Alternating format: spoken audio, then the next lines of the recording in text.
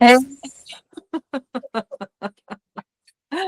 Eu me chamo Lucila Ciotti, tenho 66 anos, sou casada com o mesmo marido há 42 anos, temos 3 filhos e 6 netos maravilhosos. Ser avó mudou a minha vida, foi uma outra etapa que me fez provar de um amor absolutamente diferente do amor com filhos e extremamente louco. Então, eu acho que é uma oportunidade nessa etapa da vida de rejuvenescer, né? Trabalho no Senac há 32 anos e a minha formação inicial não foi em educação, foi em arquitetura. Trabalhei algum tempo ligada ao ambiente da arquitetura, né?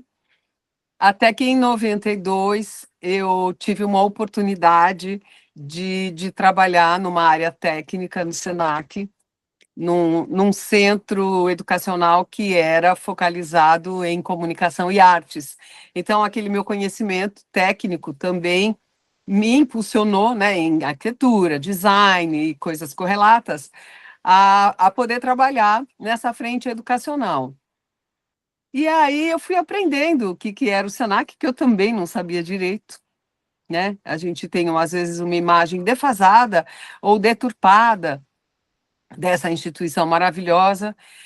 E, ao longo do tempo, eu fui percebendo que, apesar de eu não ter tido a educação formal na área de educação, era a minha vocação. Eu comecei a sentir como uma vocação, né? E em 98 eu assumi a gestão de uma unidade educacional. Em 99 eu assumi a direção da Faculdade Senac de Moda. Então, nesse período, para mim foi tudo muito emblemático de que eu não era mais uma arquiteta, mas uma educadora. Então, essa certeza, né, de que o que eu buscava era estar nesse papel integralmente, com responsabilidade, né, me deu esse primeiro impulso para estudar, vamos dizer assim. Então, eu fui fazer uma pós em gestão escolar, depois eu fiz mestrado, mais tarde doutorado, até o pós-doutorado, tudo em educação. E me apaixonei perdidamente por Paulo Freire, né? Paulo Freire, que é interessante, porque quando eu tinha 16 anos, eu participava de um grupo que a gente pode chamar hoje de voluntariado. Era um grupo de adolescentes absolutamente independente, autônomo, e nesse grupo eu ouvi falar de Paulo Freire, do trabalho de alfabetização de adultos de Paulo Freire.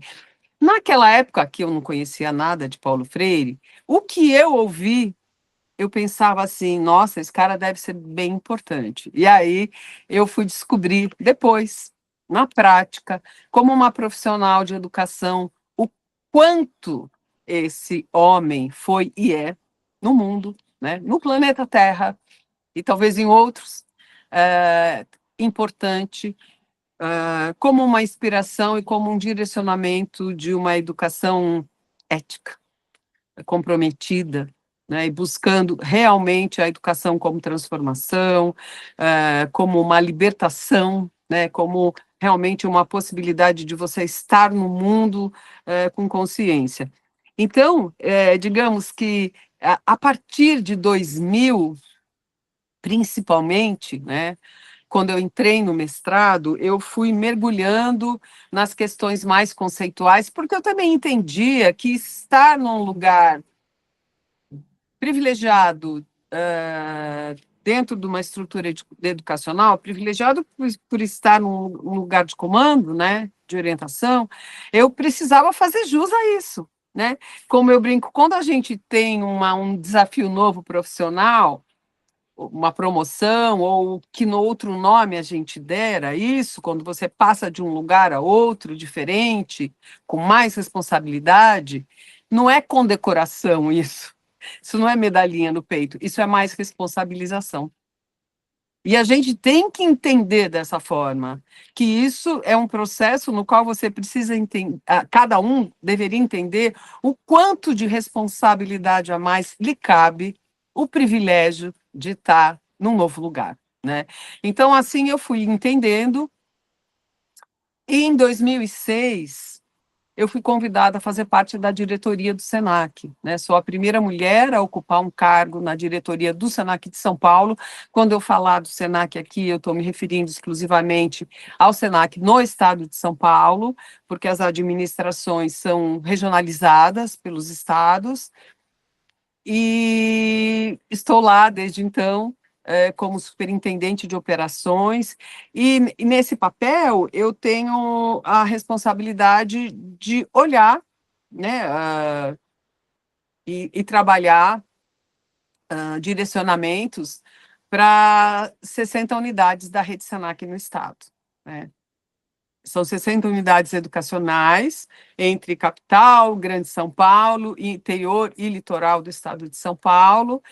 Então, o meu trabalho é esse, de, vamos dizer assim, de coordenação, supervisionamento, de orientação também, e me preocupo muito mais com a orientação mais conceitual da educação que queremos ser e fazer, né?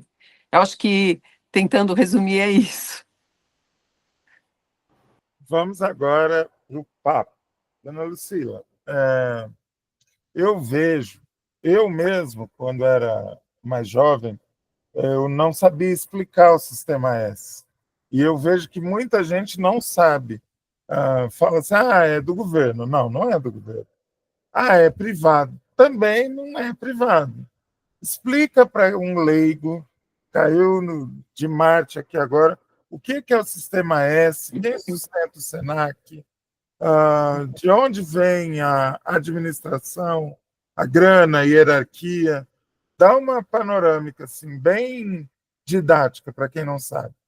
Eu explico com prazer, porque até hoje, inclusive pessoas que me conhecem desde sempre, apesar de eu ter explicado várias vezes, elas se confundem e às vezes falam algumas coisas e eu tenho que ir lá e falar, não, já te contei, é assim, assim, assado. Bom, SENAC, ele vai completar em 10 de janeiro de 2026, 80 anos. Essa é a instituição que nós temos, essa instituição é uma senhora idosa, super jovem, né? Idosa, com muita saúde e com uma cabeça no futuro, né? O SENAC foi criado no pós-guerra, imediatamente, né, após o pós-guerra, por uma iniciativa de empresários. Primeiro houve uma iniciativa do empresariado mais ligado à indústria. Esse setor da indústria foi criado primeiro, depois veio o setor de comércio e serviços também se organizar, e essa data, 10 de janeiro, é uma data em que a gente considera a data de fundação, e nessa data foi lido um discurso por João Daut de Oliveira, que se chama Carta da Paz Social.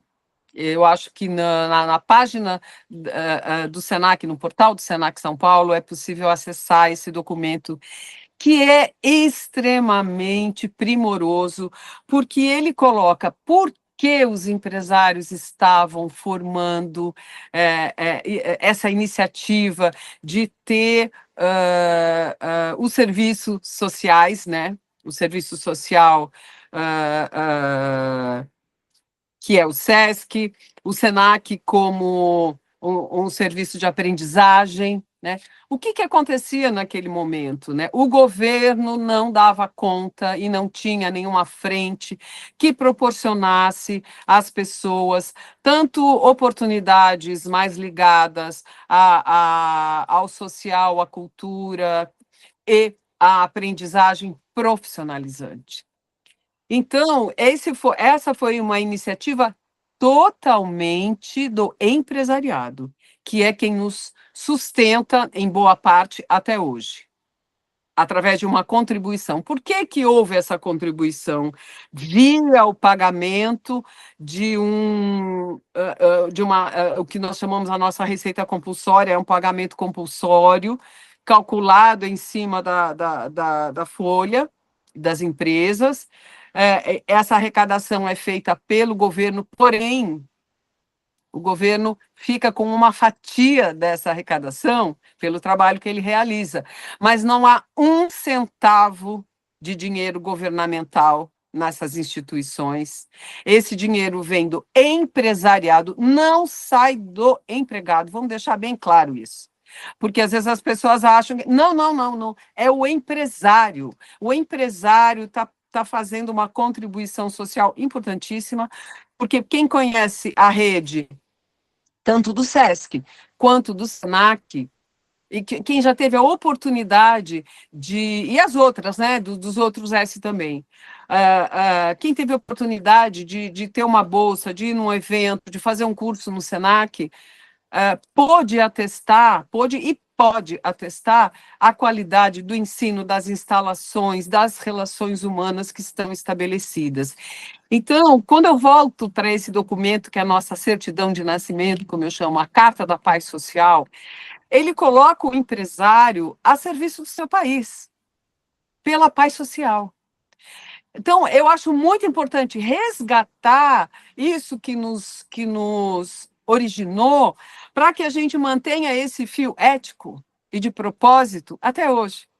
E quando a gente olha o percurso de 80 anos de instituição, eu entendo que a gente está nessa direção.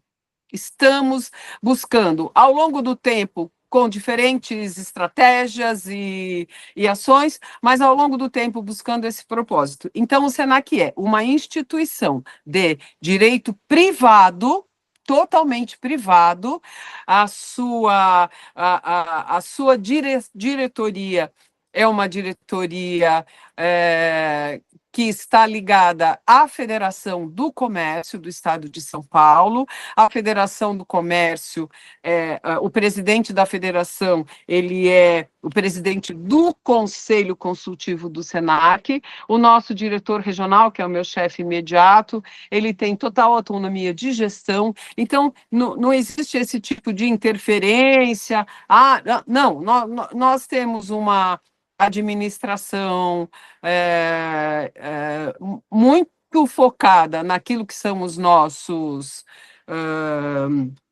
propósitos, naquilo que é a nossa responsabilidade.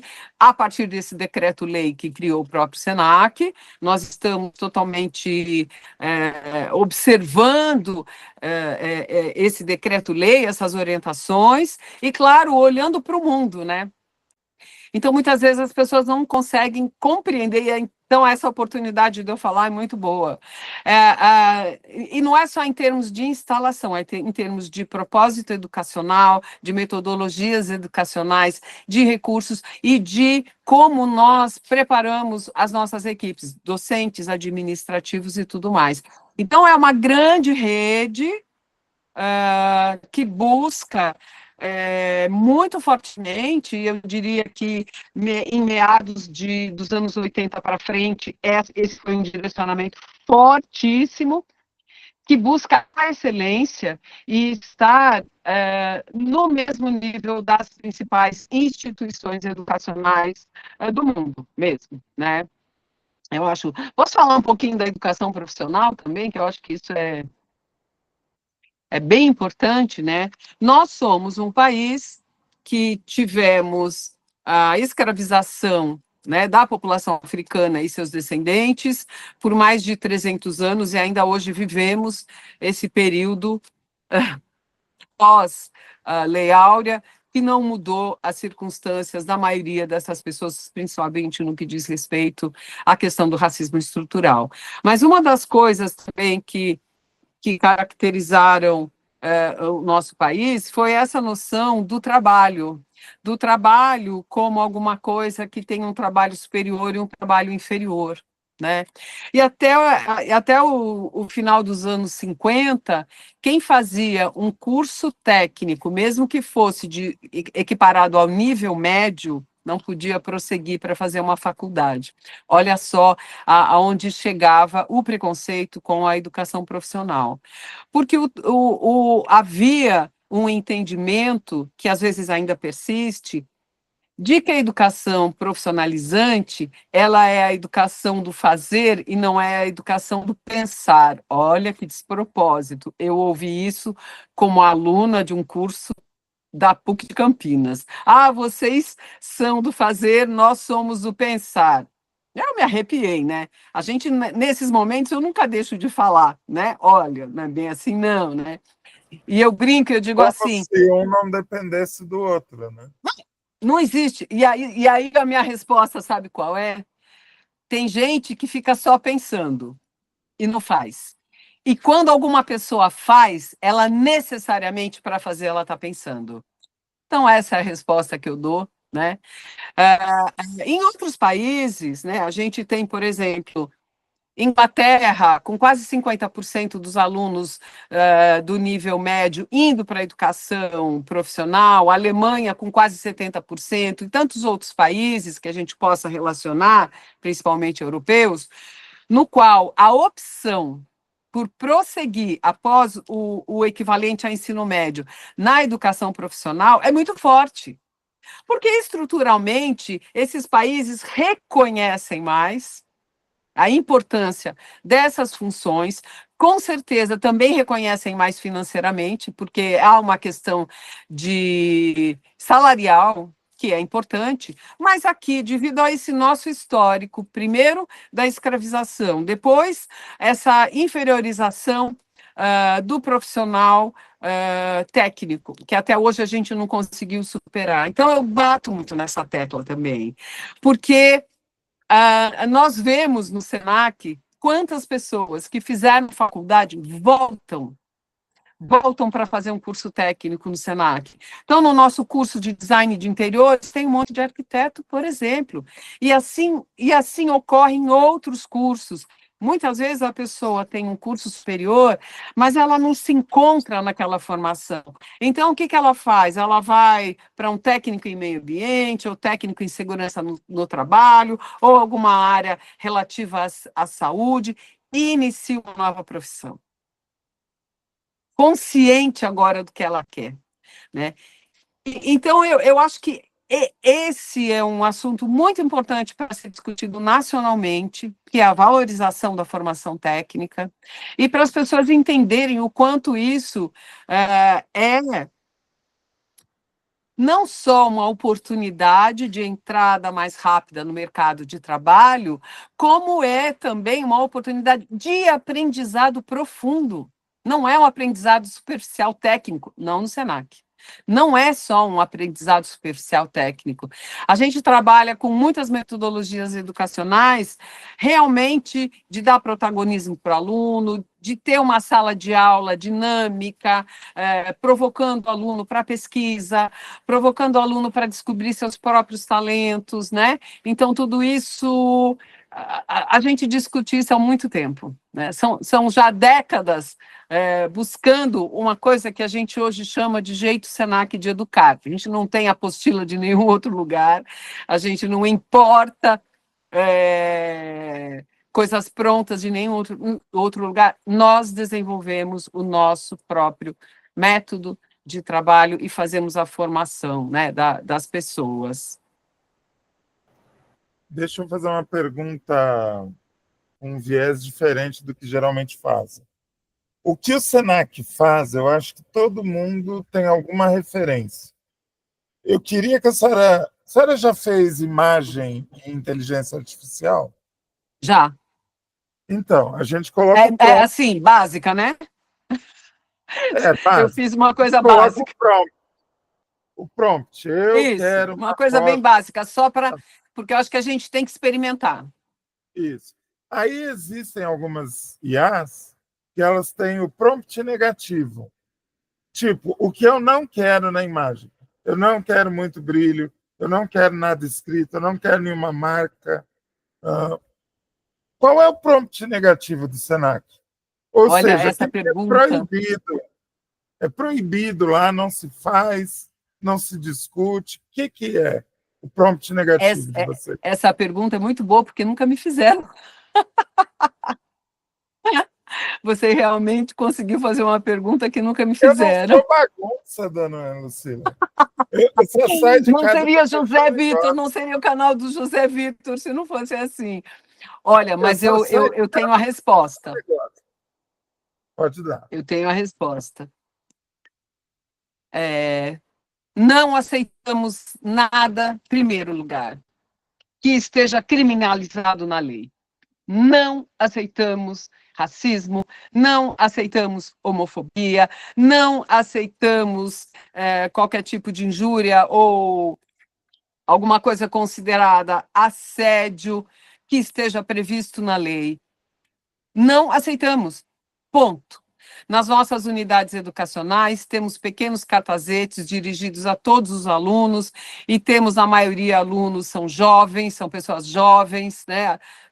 Adolescentes e jovens adultos, e nós temos lá os cartazetes dizendo o que a lei prevê, porque somos todos responsáveis. Então, partimos daí e não temos aceitado, temos sido rigorosos, bastante rigorosos com relação a isso, porque não é possível uma sociedade intolerante e que acha que onde as pessoas acham que podem falar ou fazer qualquer coisa. No Senac não pode, não.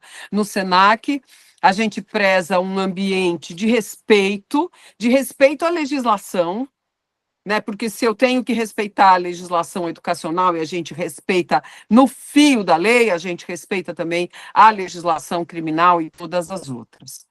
Então, isso é um ponto pacífico, é alguma coisa que a gente deixa muito claro para toda a comunidade escolar, seja funcionário, professor, aluno, família de aluno, ou a cidade onde a gente está. Esse é um recorte nosso, é um limite que nós não vamos deixar ser ultrapassado. Então, essa, eu diria, a primeira resposta. Talvez também uma outra coisa que a gente...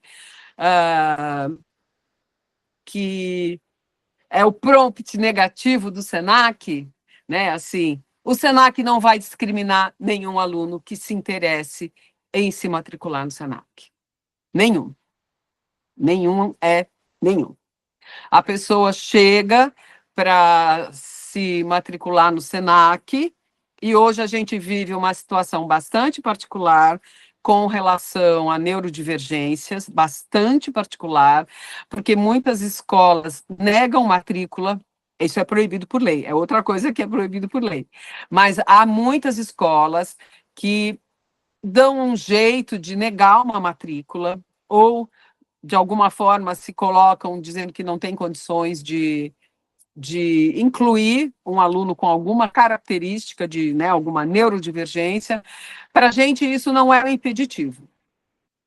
É uma questão que o mundo vive hoje, né? Não é o Brasil, não é o Senac, não é o Estado de São Paulo, é o mundo que vive hoje com relação às questões de saúde mental. Nós buscamos, não é fácil, eu devo dizer também, mas nós buscamos nos preparar e preparar nossas equipes para dar o melhor atendimento possível e a melhor oportunidade possível para todas as pessoas que tenham alguma característica que se enquadre como uma neurodivergência. Então, a gente tem muita responsabilidade também com relação a isso. Então, o nosso prompt negativo aí não recusamos nenhum aluno, né? Não recusamos nenhum aluno. Acho que tem mais um prompt negativo, que é o que a gente não quer que aconteça no Senac: uma educação bancária tradicional. E aí, me reportando ao termo de Paulo Freire, né? Nós temos trabalhado há muito tempo, né? Eu vou dizer que mais fortemente a partir de 2005, 2010, muito intencionalmente, provocando as equipes educacionais a se prepararem para esse novo mundo que a gente vive, que é um mundo no qual o papel do professor foi revisto e ele tem outras nuances hoje que não tínhamos. Isso é muito importante também. Nós tivemos, na década de 90, principalmente, na década dos 90, muitos estudiosos, muitos profissionais de educação, que, olhando para o futuro de um novo milênio que estava chegando, eles buscaram entender, e com a tecnologia que estava, né, numa aceleração, né, eles buscaram dar um direcionamento para o que é mais importante para a humanidade. Eu brinco, né, às vezes com as pessoas, a gente ainda não ouviu direito essa fala, porque lá tem o relatório Delors, que é da Unesco, que fala dos 4 pilares da educação: saber ser, saber fazer, saber conhecer, saber conviver. Eles não estão falando de técnica, eles não estão falando eles estão falando do comportamento humano, de como a gente deve olhar para a vida para poder prosseguir no aprendizado contínuo, para poder conviver nesse mundo, para poder aprender. Logo depois do relatório Delors, nós tivemos o Edgar Morin, que tem mais de 100 anos, né? O sociólogo francês que está vivo, está vivendo esse mundo conturbado. Eu fico imaginando a cabeça do Morin. Ele fez o livro Sete Saberes para a Educação do Futuro. Genial, porque eles estão falando disso. Olha quem a gente tem que ser como humanidade. E aí a gente chega no primeiro um quarto deste século, e a gente vê a dificuldade que é implementar, processar essa forma de agir, de privilegiar a humanidade e os modos de ser para conviver, né? Os modos de ser para conviver, para aprender. O Morin fala muito do conhecimento e a ilusão, e a gente vive isso hoje. Um monte de informação que, no fundo, é um conhecimento ilusório. Então, quando a gente pega o recorte do mundo hoje, com as fake news, com a IA, com tudo isso, e a gente vai olhar o que eles escreveram, e você traça esse paralelo, você entende melhor o que eles estavam falando. Porque talvez naquela época muita gente tenha falado, mas o que é conhecimento ilusório? É isso. Então, olha a antecipação de pensamento desses caras, né? Olha a antecipação de pensamento, né? De visão, de para onde o ser humano poderia ir, né? Quando a tecnologia é colocada como algo do qual que não pode ser questionado ou que não pode ser, de alguma forma, enfrentado, né? A gente sabe que a tecnologia traz muita coisa boa, é inegável para a vida. Mas hoje a gente vive a tecnologia também no processo de destruição, né, da mente e do coração de jovens, de adultos. Não vou entrar aqui exatamente nessa análise, mas é isso, né? É isso também, né? E aí, agora, com a IA, é uma outra preocupação que a gente passa a ter também como instituição, né? Porque a palavra que a gente tem que ter na cabeça é ética. Ética. Eu vou falar um negócio que eu já falei na live. Ai, meu Deus, lá vem ela com os comunismos dela. Ai, meu Deus. Já vai começar a militância. Adoro. Dona Lucila, faltam 2 perguntas. Vamos lá. A penúltima, nós vamos olhar para o futuro. O que, como instituição, o Senac projeta para o futuro? Seja em termos de novos cursos, nova abordagem, novas unidades. Tem alguma coisa que a senhora pode falar? Tem muita coisa que eu posso falar. Vou começar pelo último item que você colocou, novas unidades. Nós temos hoje 63 unidades educacionais, são 3 campi universitários, tudo no estado de São Paulo, uma editora, 2 hotéis escola, e entre mais ou menos, vamos dizer, numa perspectiva de 6, 7 anos, a gente tem a projeção de mais ou menos 10 novas unidades no estado. Nós estamos nesse processo de desenvolvimento de alguns projetos arquitetônicos, de compra de terreno, de receber terrenos de algumas prefeituras em doação. A gente fez uma ampla pesquisa, porque nós buscamos estar em cidades com determinadas características. A gente vai olhar a população, né, as cidades maiores, a gente vai olhar também o IDH local, nós vamos olhar o mercado, né? Então, tem uma série de itens que entram nessa avaliação. Então, nós ativamente fomos buscar contatos e entendimentos locais, ou muitas vezes nós fomos buscar terrenos, quando não havia a possibilidade da prefeitura ter um terreno em doação, compramos. Então, isso está acontecendo, né? Só para contar rapidamente, nós vamos ter uma unidade em Hortolândia, uma unidade em Bragança Paulista, uma segunda unidade na cidade de Campinas, né, o porte da cidade pede, e outras no interior aí que estão em processo, né, vai ser uma coisa assim, você vê, bem bacana, porque a gente está pensando está projetando mais ou menos um aumento de 20% de unidades educacionais, é bastante coisa. Cada unidade educacional, ela tem capacidade para receber milhares de alunos dia, milhares de alunos ano. Então, essa é uma perspectiva que já está colocada, né? E para a qual a gente vai separando recursos financeiros, porque custa muito, não só construir uma unidade educacional e equipar, como manter. Por que que custa muito? Ah, mas vocês não cobram os cursos? Nós cobramos só uma parte dos cursos. Nós temos um programa que chama Programa Senac de Gratuidade, que prevê que essa contribuição do empresariado que chega para nós todo mês, 66,7% dessa contribuição é, por lei, dirigida ao programa Senac de gratuidade. Então, nós já distribuímos milhões de bolsas de estudo. Então, eu entendo que isso é uma ação que possibilita um futuro diferente.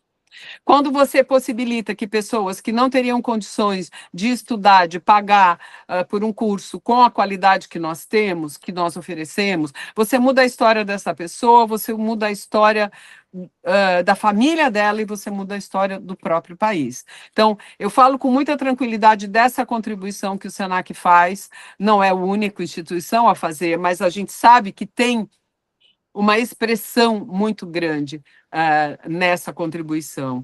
Para o futuro também, eu acho que eu acho que projetar o futuro é ter muita consciência do presente, porque tudo que vai acontecer no presente é resultado do hoje. Não adianta olhar para o futuro, eu quero que... Tá, você está fazendo o que hoje? Vamos fazer hoje.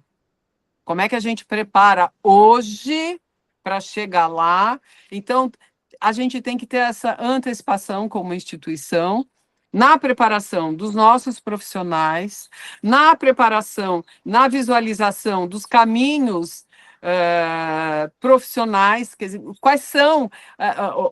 a gente falou da IA, nós temos que oferecer o conhecimento em IA. E aí a gente tem que oferecer um conhecimento em IA crítico, ético, análise crítica das coisas. Mas a gente tem que preparar essas pessoas para o mundo do trabalho, né? A IA está chegando em todas as profissões, em todas se utiliza de alguma forma, né? Então, a nossa preparação para o futuro é essa preparação, né, visualizando a utilização correta da tecnologia, incorporando a tecnologia. Não há como não incorporar. Não há, por vários motivos, né? As tecnologias são definidas por grandes grupos e é uma estrutura econômica forte, mas a gente pode se colocar em relação a elas. E é isso que a gente, né, com relação à segurança, ensinar o nosso aluno a ter um pensamento computacional e entender o que é o tal do algoritmo. Então, eu acho que isso a gente pode fazer e é uma forma de preparar o futuro. E, por último, falando dessa preparação para o futuro, Eu acho que nós nos preparamos para o futuro quando, de fato, fazemos com que o nosso ambiente, os nossos ambientes educacionais, principalmente, sejam ambientes de respeito, de acolhimento, de alegria. Eu acho que isso os alunos sentem. Esse ambiente de respeito, de acolhimento, de alegria, diverso, de diversidade de gênero, étnica, de pensamento, de, né? Diversidade entendida ao seu máximo, guardados aqueles limites, né, que eu falei no começo, que a gente não vai ultrapassar, que a gente não vai tolerar. O intolerável a gente não tolera. Então, esse é o nosso, né, princípio. Eu queria só falar rapidamente de uma coisa que aconteceu maravilhosa, que eu acho na vida do Senac, que foi a introdução do ensino médio integrado ao técnico. Não é um ensino médio separado, o aluno ou a aluna vai no ensino médio, depois vem técnico. É uma coisa só. A gente fez um projeto de curso integrado, foi lançado em 2019, e a partir daí foi lançado na unidade de São Miguel Paulista, em São Paulo, uma unidade fantástica. E a partir daí, com a experiência de São Miguel, você vê, começou em 2019, no ano seguinte teve a pandemia, então a gente teve que se virar nos 30, como toda a sociedade. Mas a partir daí, nós fomos expandindo.